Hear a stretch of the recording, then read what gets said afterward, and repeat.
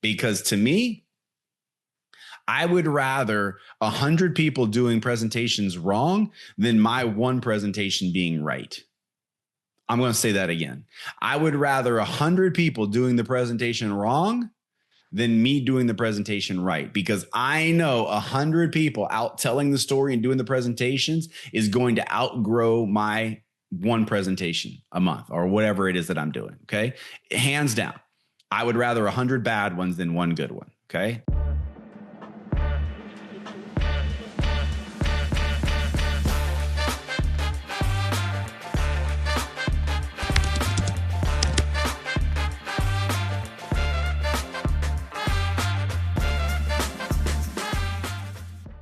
Hey everyone, welcome back to the Freedom Factory, and I am your host here, Brandon. You guys, we've been talking about the business of network marketing and why it's so valuable, and I've been talking a little bit about comparing it to other franchises, and I've got more thoughts around that. But I want to share with you guys today something that I had thought about sharing last year, and I don't think it ended up into the podcast. So I want to do it today. And that is the timing, or when is it the right time to start providing content, calls, trainings, support to your team versus allowing the team that you joined or the team that you are part of. In other words, when is it the right time to do your own thing, right? So I'm going to walk you through a few scenarios today because I've witnessed this both firsthand with my experience. So I'll talk to you first about my experience, and then I'll share with you some of the experiences that I've seen inside the industry. So my experience is, as you guys know, we when we joined network marketing, we had never done this before. So there was everything to learn, not some things to learn. There was everything to learn. And there was a guy, vice president of sales at our company at the time, that I got a lot of value being around. He gave me a lot of insight that actually my upline didn't. Okay. Now, please, as I go through this, I greatly appreciate my upline. Not all of them, because there's people on my upline I've never even met. Okay. But nevertheless, there were things that they weren't sharing with me for whatever reason. Okay. Whatever reason. Okay. And one of the things he shared with me was that really big, successful distributors in network marketing had their own teams. And not only did they have their own teams, but they had team names, and it created this really cool environment. I was like, oh, okay, because my upline didn't have that. There was no teams. There was no team name. There was no team calls, none of that.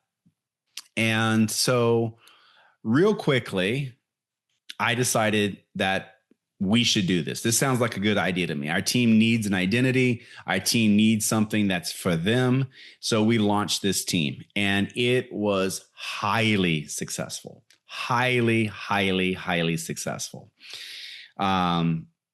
I won't get into some of the things that, the uplines shared with me, because in hindsight, I wished I would have gone with my gut and just kept doing exactly what we were doing. But nevertheless, for the better part now of 15 years, so about 6 months to 10 months in, we did this. We launched our own team. I will tell you right off the bat, guys, that is far too early for most of you. Okay. 6 months into your network marketing journey, a year in, it's way too early for you to do what I'm telling you to do. However, we did not have anybody in our upline doing it. And so one of the big takeaways I want you to have from this podcast is, if ever you feel like there is something your team is missing because your upline is not doing it, then that is a clear sign that you need to provide something for them. Now, what could that be? It could be a team call. It could be team trainings. It could be a certain way presentations need to be done. It could be certain events. Any of these things that you feel like can support your business in a better way and it's not being done for you by the upline, then it's time for you to do it. Or maybe you don't like the way it's being done by your upline. Like I used to have people come to me, I still do, and I still will in the future. They'll come to me and they'll say, hey, could you do a little bit of more of this in the presentation? And my answer is, sure, I could, but it would be better if you did your own presentation and you did it exactly the way you want it done, because the best presentation is always going to be your presentation. See what I did there, guys? I didn't tell them I would do it. I told them to do it. And I told them to do it the way they want to do it. And all of a sudden they start backing up like, whoa. I'm not ready to do a presentation, but this is what I want you to like. So what's happening there is you've got someone that's never done anything telling you how you should do something. Okay. So be careful with that. But at the same time, you want just everyone doing their own presentations. You want everyone telling the story of your opportunity. So it is the wrong thing to do to put water on that fire. You put fuel on that fire. If I've got someone that comes to me and they want me to do something different, I'm not necessarily going to do something different, but I am going to highly support and encourage them to do their thing. Because to me, I would rather 100 people doing presentations wrong than my one presentation being right. I'm going to say that again. I would rather 100 people doing the presentation wrong than me doing the presentation right, because I know 100 people out telling the story and doing the presentations is going to outgrow my one presentation a month or whatever it is that I'm doing. Okay. Hands down. I would rather 100 bad ones than one good one. Okay. So let your people fly and support them. Okay. But I will tell you, there were a lot of bumps in the road and it's a lot of work. It's a lot of work. And so now what I do is I don't focus on one team. I focus on helping other people launch their teams. I focus on helping people start their own calls, start their own trainings. And so that's what this podcast is about, is like, when's the right time to do this? What should we be thinking and how should we be doing? Okay. So, a lot of times people will strike out and start doing their own calls way too early. And then they find out it was way too early because they have a hard time being consistent. They have a hard time with the content. Like, in other words, variety. They feel like they're saying the same things over and over and over. Or they have very low attendance on the calls. I mean, that's a pretty good indication. Is if your call's not growing, then what that means is the content's not good, or you're not bringing new people in yourself as the leader of the team. Right. So the call needs to grow.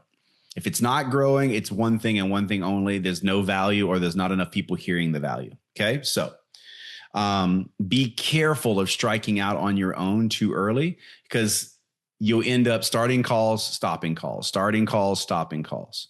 So a better way to do it is, if there's something that your upline is not doing, the better way to do is go to the upline. Like, let's say your upline is doing a weekly call. Now, if they're not doing, I know I'm speaking fast today. If they're not doing any call at all, I'm going to tell you, you need to do a call. Okay. The team needs weekly contact. They need to hear from you every week. Right. They need encouragement every week. Right. But maybe they are doing a team call and you feel like there should be more product education on the call, or a certain type product. Okay. What you want to do, instead of launching your own call, is go to the upline and make the suggestion. And if the upline is smart, they will take that suggestion, and instead of them doing it, they will ask you to do that portion of the call. Like, hey, that sounds great. Would you like to come into the team call, take 5 minutes, 10 minutes, and you do that training? That is how you start to build leadership in your organization. You get them to kind of put their toe in the leadership pool, right? Dip their toe in the pool, get in the Zoom. I mean, that means they need to figure out how to use a Zoom. They need to know how to turn on a camera. They need to know how to use a microphone. They need to know how to get a quiet room. They need to know how to prepare content. They need to know how to get their notes together. All these things that they're going to have to do every week if you're going to run a big team, they get to start feeling their way through this, okay? A little bit at a time. So the best thing to do is, if there is something missing from a support standpoint, Not that you just strike out and start doing it all on your own, but go to the support teams that you're working with now. Go to the uplines, go to the people that are helping, and see if you can be more of a part. Like, I would love if someone would come at any point and say, hey, let me just be the host on all your calls. Tell me all the Zooms you're doing, and I'll host some of them. In other words, I'll start it. I'll make sure all the buttons are pushed. I'll make sure all the Zoom IDs and passwords get sent out to the right people. Like, I'll do all that heavy lifting for you. Incredible. Fantastic. I think that's a whole lot better than you just striking out on your own and having to do it all yourself. Okay. So that goes on like that goes to some of like the smaller support things. A bigger thing that you need to be conscious of not doing too early is starting your own team. Okay. It's one thing to start a call. It's a completely different thing to start your own team, like team name, team, everything, right? Because that means you're going to be doing your own calls. It means you're going to be doing your own trainings. It means you're going to be doing your own events. All of that falls on your shoulders. And I'm just going to tell you, don't do that until you know for sure this is your full-time gig, because it's a lot of work, guys, to run a team. And to be the one responsible to support that team, grow that team, it's a lot of work. All right. And I've seen so many people make that decision that they're going to go do it better than their existing team. And it ends up being a nightmare. And it ends up splitting organizations up because they're like, we're going to go start a new team. But little did they know there's 20%, 30%, 40% of people on that new team that actually prefers the way the upline does the calls. Like, you, the leader, this new upcoming leader, thinks you're ready. Your team, we're ready for something different. We're going to do our own calls, our own team, our own events. But little did they know that new leader, 30% of their team actually prefers the way the upline does it. They actually prefer the value they get from the upline. They just didn't want to tell you. So be careful, because you start to fragment your own organization. I've watched this happen firsthand, where you've got these two team names and different competing times and different competing events, and the downline gets split up because they don't know which calls to be on and what team to be a part of.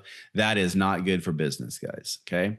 So make sure that when you're ready to make this decision, you have the time and the money, and most importantly, the energy to support what this is going to take. Starting a team, it's huge. It's a huge, huge responsibility. Now, is it worth it? All day. If you're on YouTube, you can see the smile all day. I never regret the decision we made early on to launch the team. Never, never, never regret it. My only regret is that we took our foot off the gas a little bit with the whole team thing. That would be a whole nother story, but it's been a lot of work though, but I never regret doing it. Okay. There were circumstances around that for us. We were on a rocket ship. I mean, to tell you guys, and in our first year, we got where we were doing $100,000 a month. And then by the next year, by 12 months later, we were doing $400,000 a month. And 12 months later, we were doing $1 million a month. So guys, listen, that's a rocket ship. Okay. That is an absolute rocket ship of an organization. So we were rank advancing. Guys, we were making major rank advancements every 3 to 6 months, major rank advancements. So that's when we launched our team. Okay. The wrong time to launch a new team is when you haven't rank advanced in a year or two. Your team's not growing. That's the wrong time, unless you've just kind of thrown your hands up, waved the white flag, and you're like, okay, I got to do something. I got to do something to grow my organization. I agree. Like, action. That is, like, you know what they say, ignorance on fire is better than knowledge on ice. Okay. So I would rather you be like ignorance on fire about what it takes to run a team than having all this knowledge and doing nothing with it. Okay. And as I said, like, how do you decide when it's time? If ever you feel like your team needs something that's not being provided for them, maybe not, I don't want you to think like it may be being provided for them, but maybe you just don't like the way it's being provided. That's a different story, guys. Because as a leader, you don't know exactly what everybody in your team is thinking. And maybe they like the way the upline does things. Like I'll tell you, like my top upline was from Amway. And if you guys know anything about that company and the leaders from that company, they're pretty stubborn people. Okay. And in a good way, highly successful. Okay. In a good way. But it was not doing what my team needed. All right. And let's just say their patience as a leader was much longer than mine. Like I was ready to go, go, go. They were, longer vision. So the point is we went out and we did this thing, but it was a lot of work.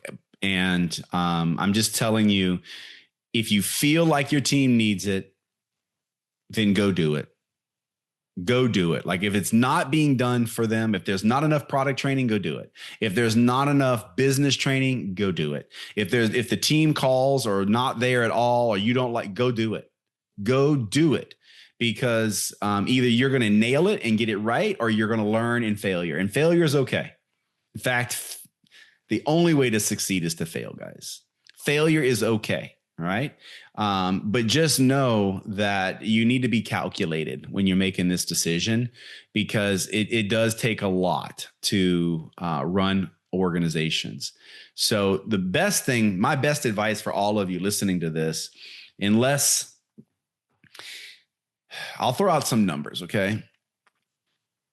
If you're not making more than $10,000 a month, if you're not making more than that, okay, like you're making less, if you're making less than $10,000 a month in network marketing, there's probably not a need for you to do your own thing. If you're making 20,000 or more a month, it might be time for you to look at doing something on your own. If you feel like it's not, 20 grand a month is great money, right? At some point you have to kind of think, well, how much money do I want to make a month, and have someone else have all that other responsibility, right? Because that's a thing. Like, leaders have tons of responsibility and time is money. So maybe there's a sweet balance where you can make some really, really good money and someone else is doing all the heavy lifting. That's fantastic. But if you're like most leaders, if you're making 20 grand a month, it's not about the money anymore. It's about growth. It's about the challenge. That's a sweet spot, in my opinion, where you can go out and do your own thing. You can do your own calls, do your own trainings, do your own events, because you have been in the industry long enough where you're knowledgeable and can provide value to your team. And you've also got enough money coming in that you should be doing this full time at that point. And it is more of a full-time gig when you start supporting the team. Okay.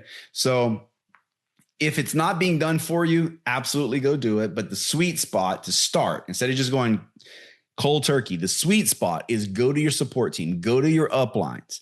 If you feel like things can improve in a certain way, and have a conversation with them. And if the upline is wise, they're going to ask you to be a part of the solution. If the upline understands anything about network marketing, this whole thing is about leadership development. And if I've got someone coming to me and has some suggestions on how things can improve, I love to have that conversation. And then if that leader knows anything, they are going to challenge you to be a part of the solution. They're going to challenge you to be a part of the presentation, or they're going to challenge you to do a presentation if you've never done it, or they're going to challenge you to do the training if you've never done it, because that's how you grow. So I hope this is landing for you guys well. And I hope this was something that you reflect back to before you make one of those big decisions, because I've watched this thing happen many, many times for the good or the bad. At the end of the day, this whole thing is about leadership development and supporting a community of people. So either you're going to do it or someone else is going to do it. And just like they say, the people at the front of the room make the money, I'll tell you, the people that run the teams make the money as well, period. So with that, we're going to sign off for this week. We will see you guys next week on the Freedom Factory.